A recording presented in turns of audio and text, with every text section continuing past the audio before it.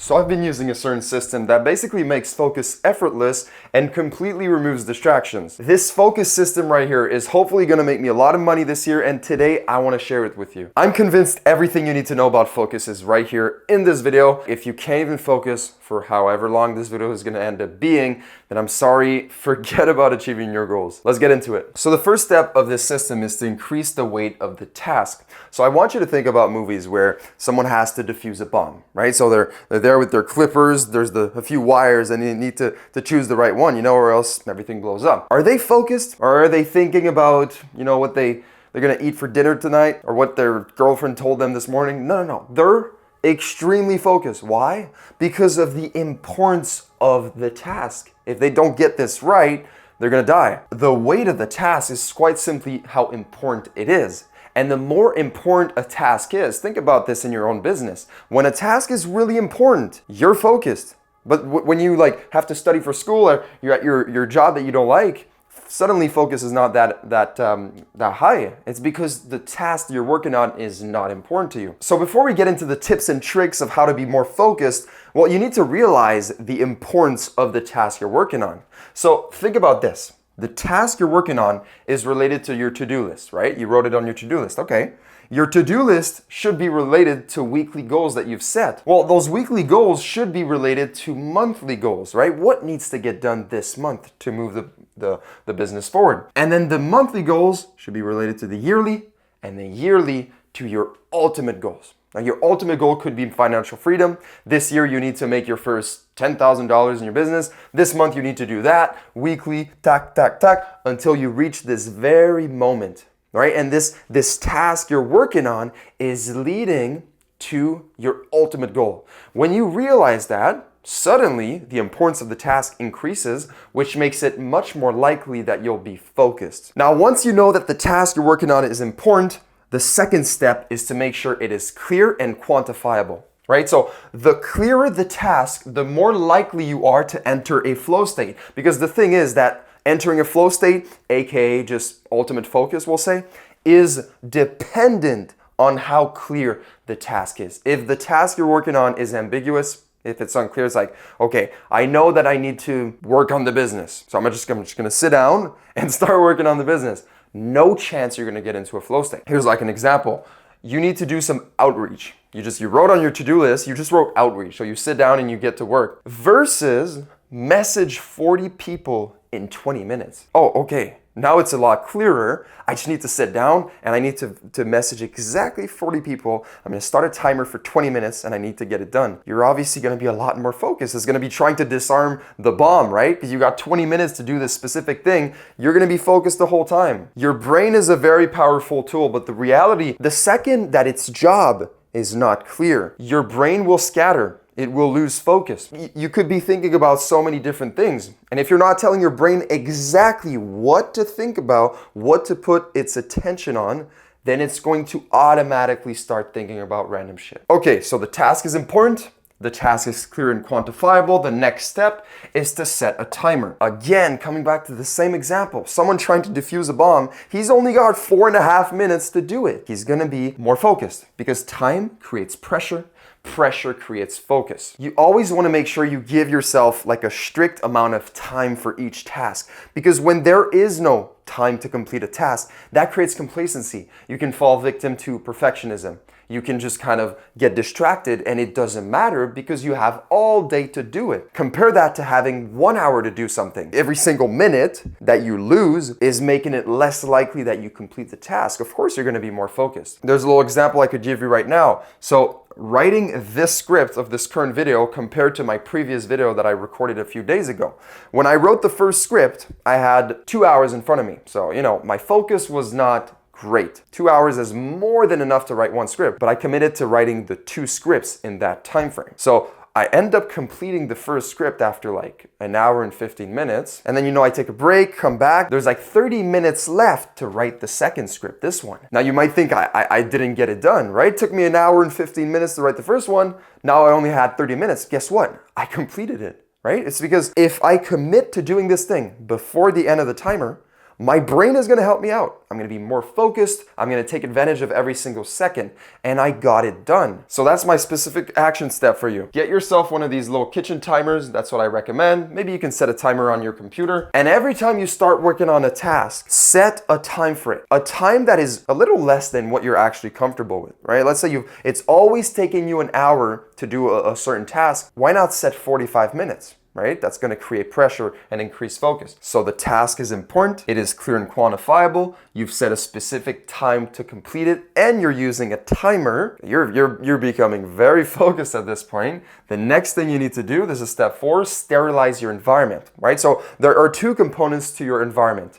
There is the digital and the physical one. Digital relates obviously to everything going on your computer and your phone. So starting with the computer, the main thing honestly is just tabs, right? How often are you working on a task and then you start opening other tabs just to like check something out? Oh, I gotta answer this guy. I gotta do a little Google research for some reason. Oh, let me change the music on YouTube. Suddenly you've got a bunch of tabs open, right? My action step for you right now is to always have the minimal number of tabs open for the completion of the task that you're working on. And most of the time, that's like 2 or 3 tabs. Obviously, it's gonna be a little harder to get distracted if the only tabs you have access to are the ones necessary to complete the task. This is about strict tab management. When you move on to the next step, you need to close all the old tabs from the old task and open the new ones, and that's it. And anytime you open a new tab, really ask yourself, is this tab absolutely necessary? You need to catch yourself coping,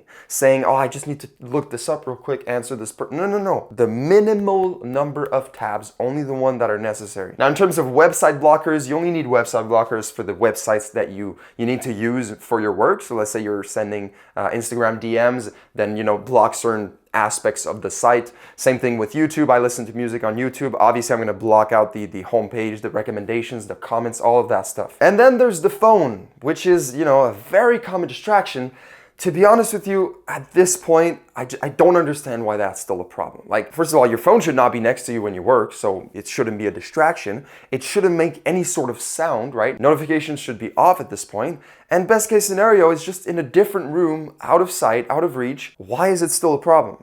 Just my 2 cents. Now, the other part of your environment is the physical. So the biggest tip I'm going to give you for this is to protect your field of vision. So anytime you get distracted by a component of your physical environment, well, it's usually because you saw it. I know it kind of sounds stupid, but it is because it entered your field of vision. Because you've got music on, right? So you shouldn't really hear anything going on. So if you got distracted, it's because you saw it. So how do we protect our field of vision? Well, a few tips. First of all, I've got a window right next to me when I work. And I've noticed that, there's a lot of stuff to look at, right? So I often look at the homeless people, I look at the weather, I look at the towers, I look at a bunch of different things. I've decided to just kind of close the curtain just next to my face, so that way there's nothing to look at.